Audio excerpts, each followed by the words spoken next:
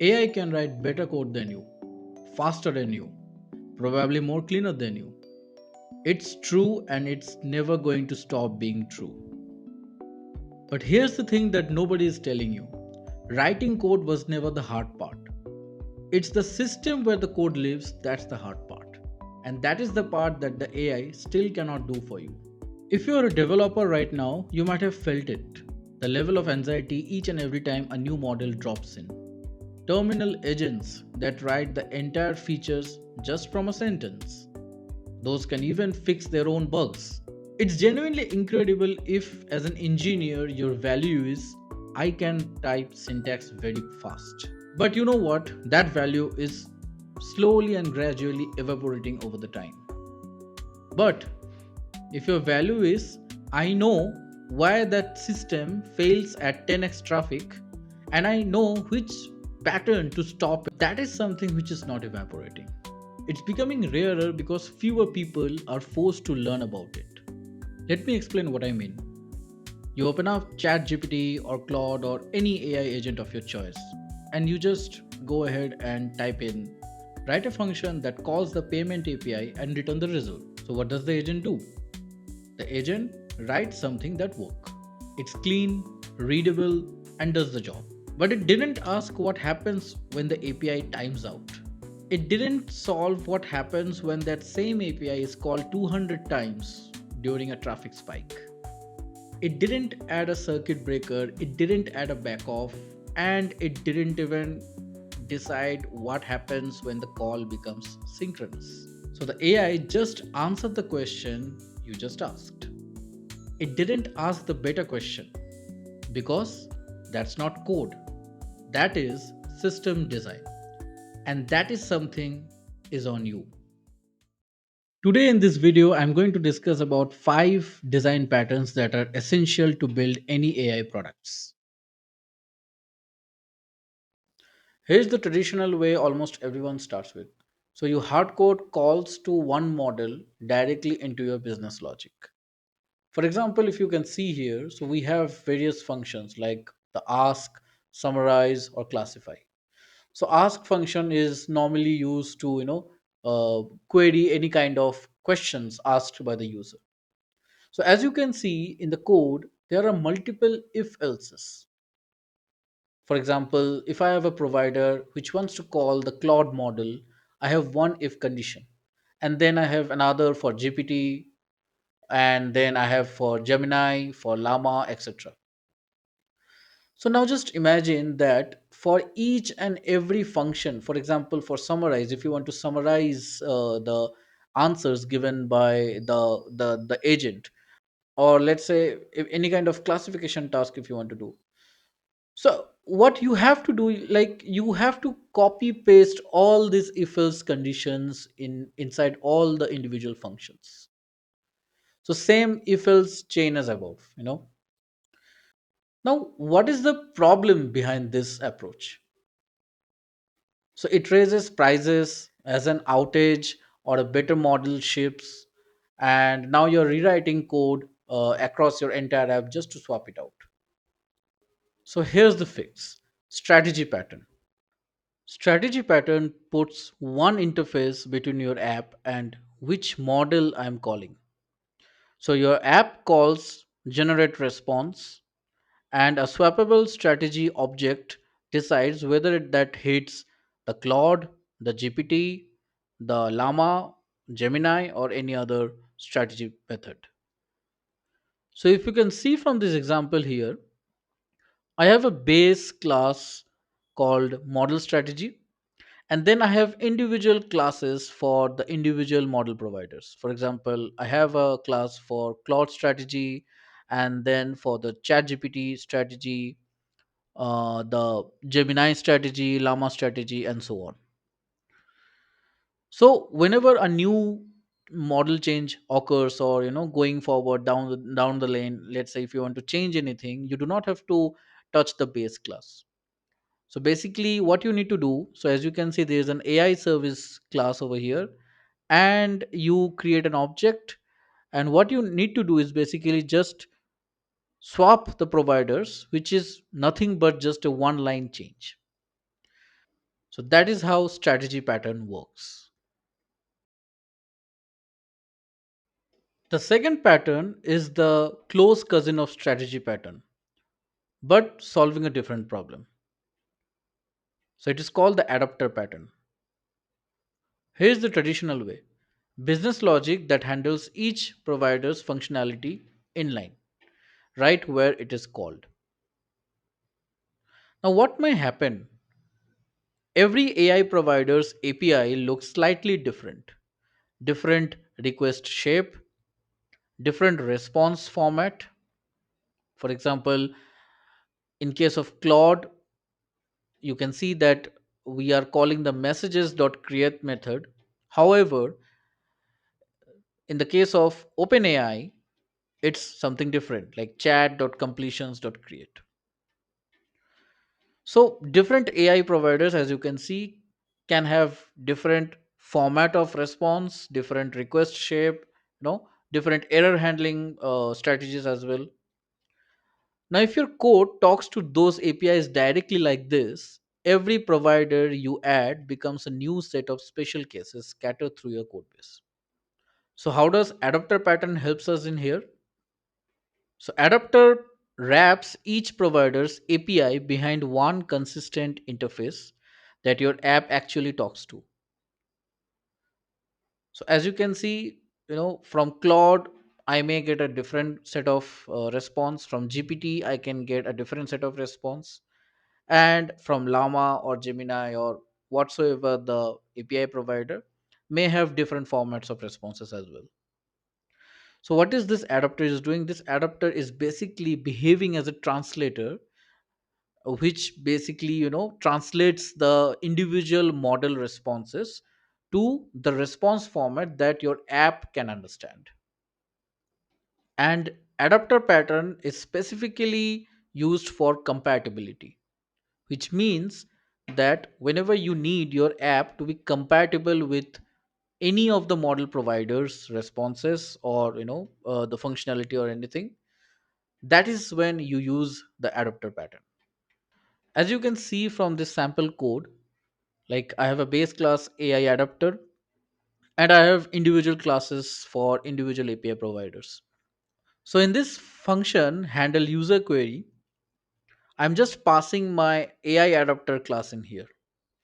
So my app will only talk to the AI adapter. It never touches the the provider functionality or the provider specific quirks. The third pattern is the circuit breaker pattern, along with retry with backoff. Now imagine there is an API.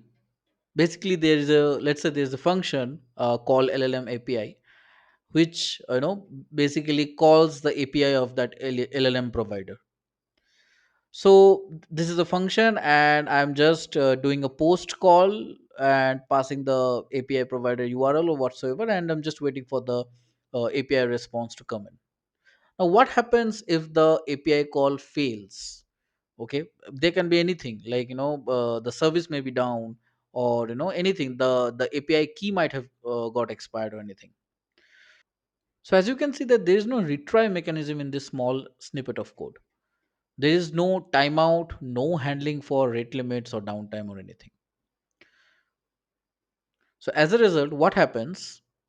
It puts an extra load on the service B, that is the LLM API in this case, and as a result, the entire system might come down or might become very slow. And since the LLM API service is down, there will be repeated number of calls from service A, which leads to increased cost of the consumer. So in this case, circuit breaker along with a retry with backoff is the fix. So what is retry with backoff? So basically we need something that whenever a call fails, we wait a bit and then try again. Waiting longer each time instead of hammering a struggling service. So this is how the circuit breaker pattern looks like. After enough failures in a row, you stop calling entirely for a cooldown period. So instead of letting every request pile up and waiting on something that's clearly down. So this is where my service A is trying to call a resilience layer in the middle. So this resilience layer consists further three layers. One is where I am basically retrying with an exponential backoff. What that means? So basically, after let's say 2 to the power 1 seconds. So let's say 2 I'm doing a second attempt after the first attempt, and then after 2 to the power 2, that is 4 seconds. So basically, the service attempts the API call on the first instance, and then the second, then the fourth second, like that it will go on. So here what is happening, so this is where the circuit breaker comes in. So the service is trying to make an API call, and then it is trying to check whether the circuit is a closed circuit or not. Now, what do we mean by closed, open, and half open? So these are the three states, by the way, in the circuit breaker pattern. So a closed circuit is basically when everything is working absolutely fine. So the operation is normal and the calls are allowed, and there is no failure happening from the service B side. So that is when we call the circuit as a closed circuit. Let's say the request keeps failing. So what happens? So we will maintain a threshold. Okay, let's say 10 requests or 5 requests or something like that. And once that failure threshold is reached, it will open the circuit. Or, in other words, I can say it will break the circuit. So, once it breaks the circuit becomes open. And then the calls, all the subsequent calls are blocked for a certain period of time. Let's say 10 minutes or 5 minutes, or let's say a couple of seconds. Let's say 10 seconds or 30, 50 seconds, anything, depending on the use case. So during that time, so it will start a cooldown timer, and then once that cooldown is expired, it will try to do a test call to check, whether the failure is again happening or not. So this test call, we can call it as a, let's say, the health check call of the LLM API service. Okay, so let's say it does a test call, it does a health check, and let's say it sees that the test call is happening successfully, which means that the service is up. So if it is success, then it will set the status back to closed, and then it will forward the request to the result handling part. And this is where basically, though we are sending the user back the response of 200 201, or any 2xx status, like we usually work with.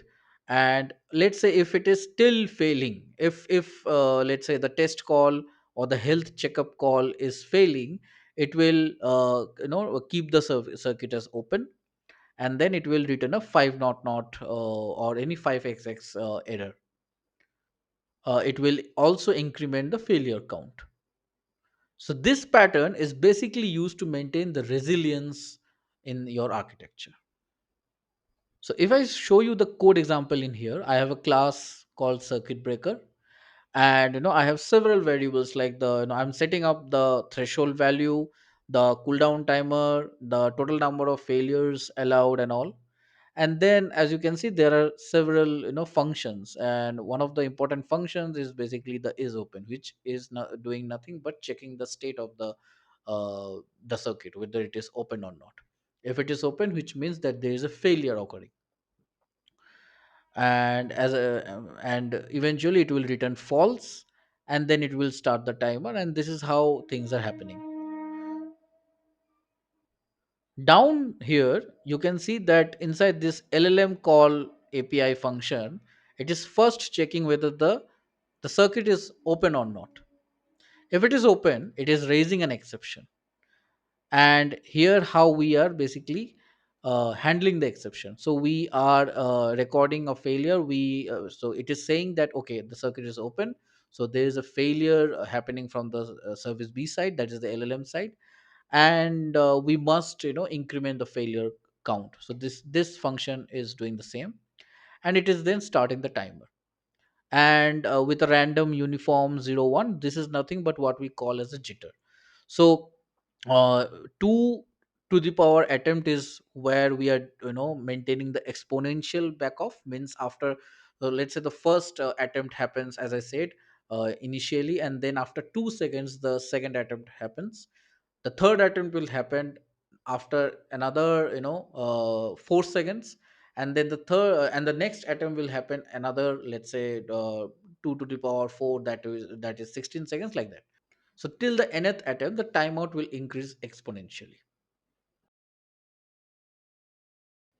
Fourth pattern is the CQRS pattern, which stands for command query responsibility segregation. So think of it as the way you write data and the way you read data, you that do not have to be in the same path.